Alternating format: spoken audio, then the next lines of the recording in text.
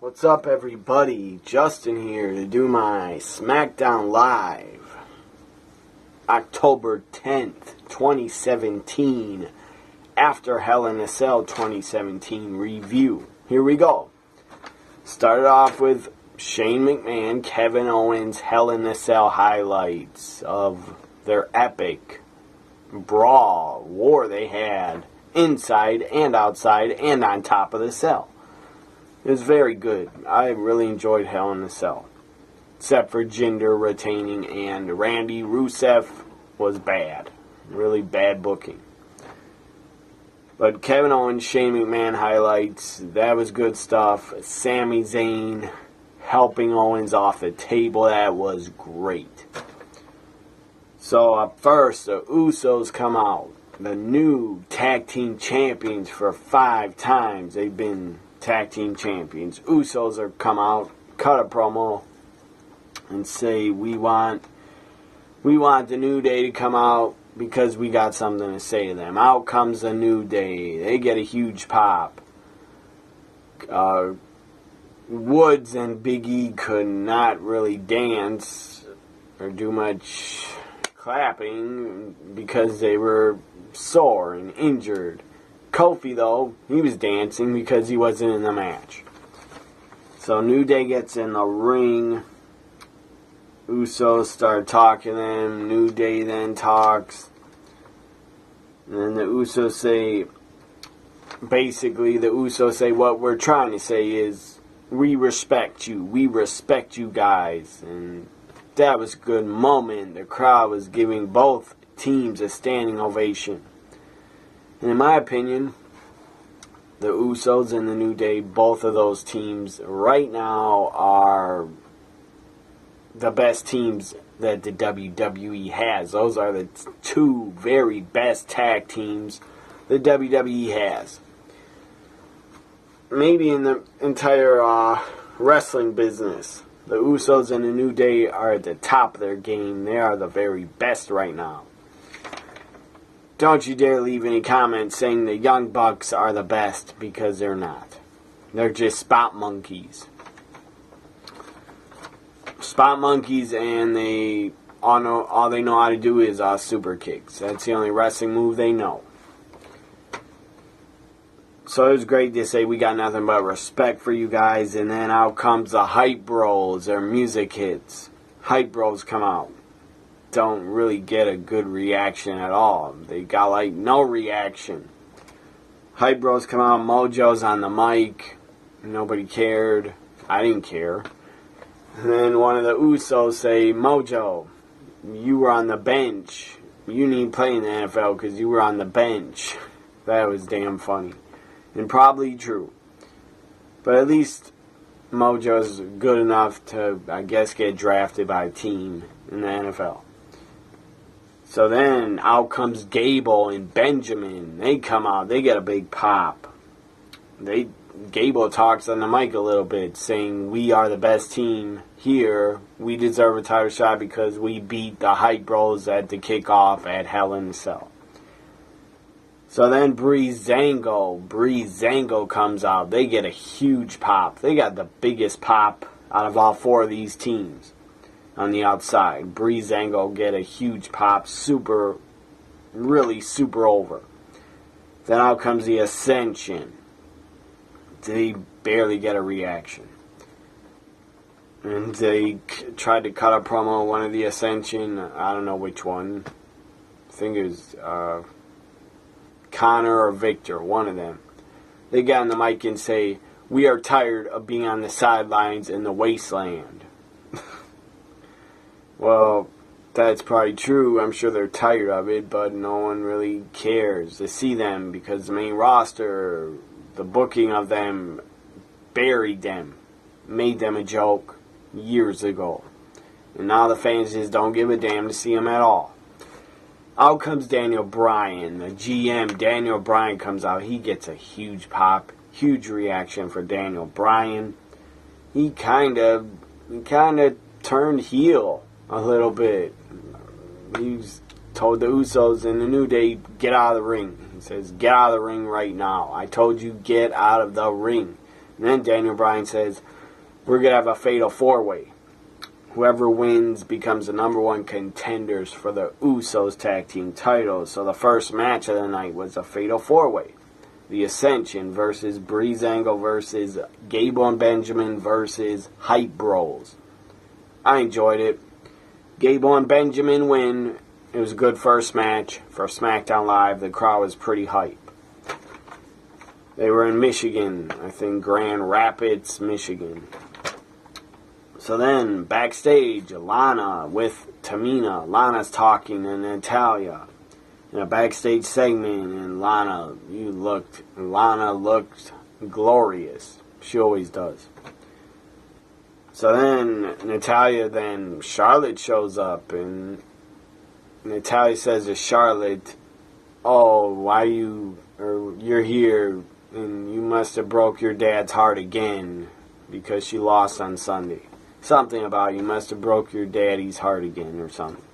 And that pissed off Charlotte. She attacks Natalya, takes her to the floor backstage, and then out of nowhere comes Naomi and Becky. They get involved. And they start fighting with Tamina, and Carmella was also there backstage. So backstage brawl breaks out between the women that are on the roster. I don't think Lana fought anybody. She probably ran. Looks like they've given up on having Lana wrestle.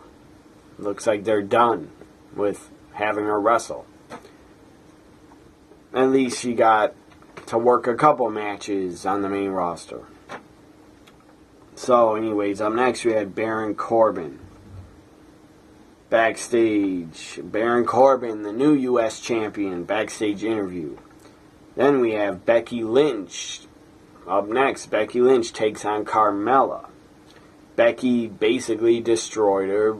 Carmella got in like no offense, and Ellsworth is on a leash. The last SmackDown review I did was probably a month ago, but I don't think Ellsworth was on a leash yet, and now he's on the leash, and it's damn uncomfortable to watch, but it's damn funny also. Really funny. I'm surprised they can get away with that, having Ellsworth on a leash when they're PG.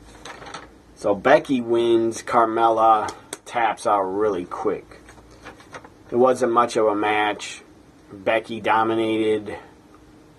I would like Becky to dominate me sometime, but that's never going to happen. Anyways, I liked Carmella's gear. Her ring gear was damn hot.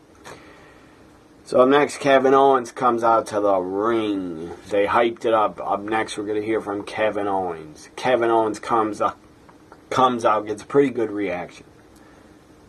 He wasn't getting that cheered, but he was getting cheers. So Kevin Owens promo, right away he says, doesn't bring up Sami Zayn. Right away he says, Shane, I told you I beat you, I sent you to hell. And then out comes Sami Zayn. This was great. Great to see Sami Zayn and Kevin back together. They were together once in Ring of Honor, but great to see them together in the WWE. Sami Zayn had a very good promo. Everything he said was true. So very good promo in my opinion.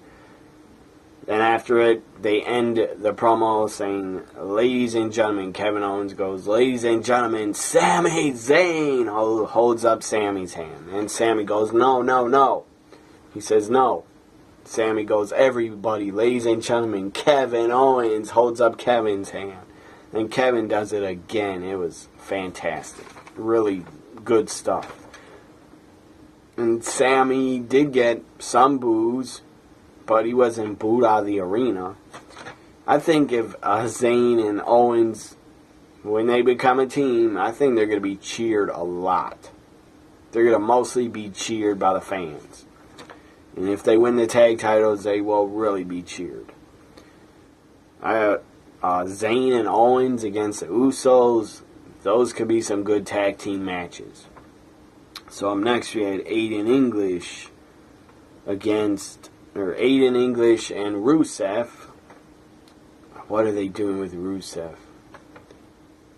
I don't know what in the hell they're doing with Rusev, but that guy continues to lose in every match he's in.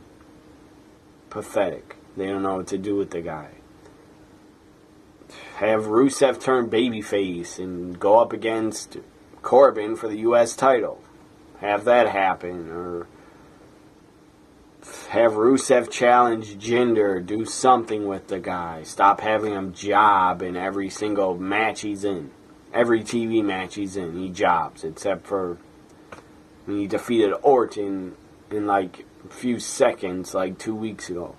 That was pretty dumb. I thought Rusev would win at Hell in a Cell. He didn't. Stop having him job. The guy's really talented. So Aiden English, Rusev against Randy Orton and Nakamura. Nakamura, if he can't defeat Jinder at Starrcade, they better send him to Raw. And Randy Orton, they should tell him to go on vacation, because I'm sick of seeing the guy. He's stale. His character is stale and boring.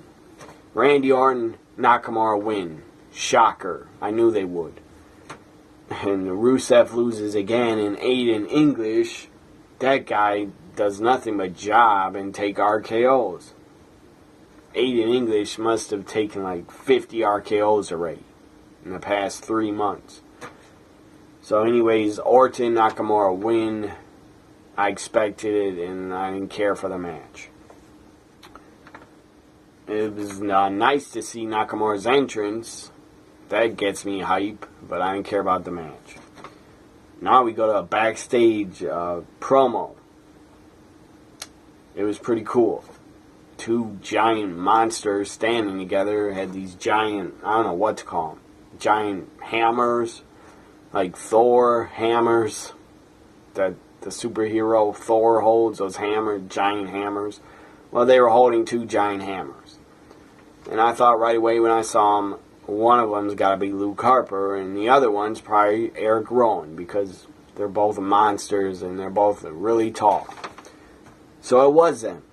They had hoods on and take their hoods off, or Rowan took his hood off, and they start cutting a promo. And they had Rowan's voice was like distorted. That was weird, but I like it. I like their new characters, and I like that they're back on TV. I hope they get a push and become tag team champions. So Harper and Rowan, I don't really know what their new characters are, what they're supposed to be, but they looked badass. Up next, Bobby Roode, the glorious one. Bobby Roode comes out. His entrance always gets me hype. He calls out Dolph Ziggler. Dolph comes out. They go back and forth on the mic. Bobby Roode says, "Get in here. Let's do it right now. Let's fight. Get in here." And Dolph starts taking his jacket off, says, "You want to fight? You want to fight? You want to go right now?" And Dolph says, "We'll do it on my time." Dolph walks out. So now the main event. Pretty good match. I thought it was a really good main event. AJ Styles getting his U.S. title rematch because he lost the U.S. title, if you did not know, at Hell in a Cell. Corbin became U.S. champion. So AJ gets his rematch. Very good main event. The crowd was really hot. The crowd was really good for this main event.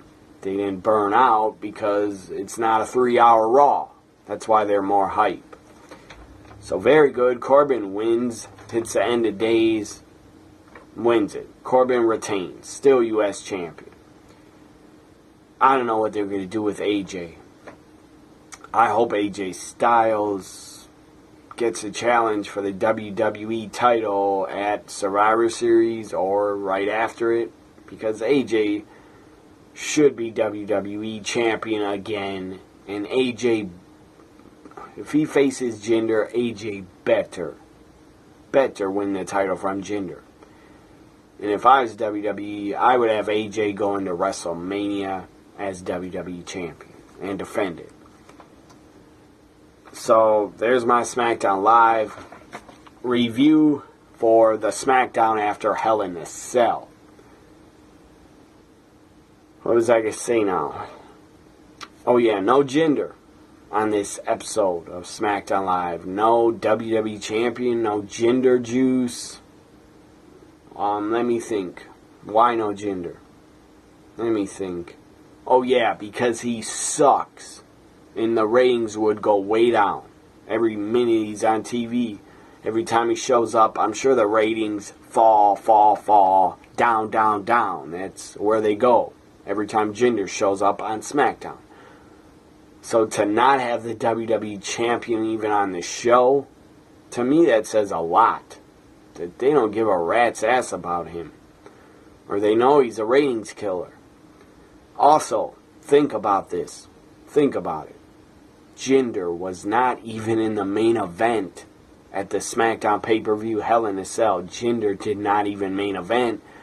Let me guess. Because they don't believe in him as a main eventer. Because he's not. He's not any good. He's a god-awful champion. And he's not a main eventer.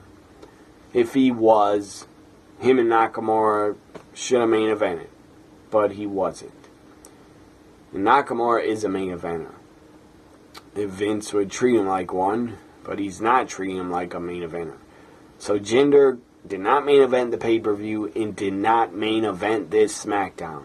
Who main evented it? AJ Styles and Baron Corbin. Two guys that are 1,000 times better than Jinder. And AJ Styles, that guy's 500 million times better than Jinder. Anyways, everybody on the roster is better than Jinder, in my opinion. I mean everybody. Even Dana Brooke and Ellsworth. So this ends my SmackDown Live October 10th review. Follow me on Twitter at WWE NXT Guy. Like, comment, share, and subscribe. And bye for now, everybody.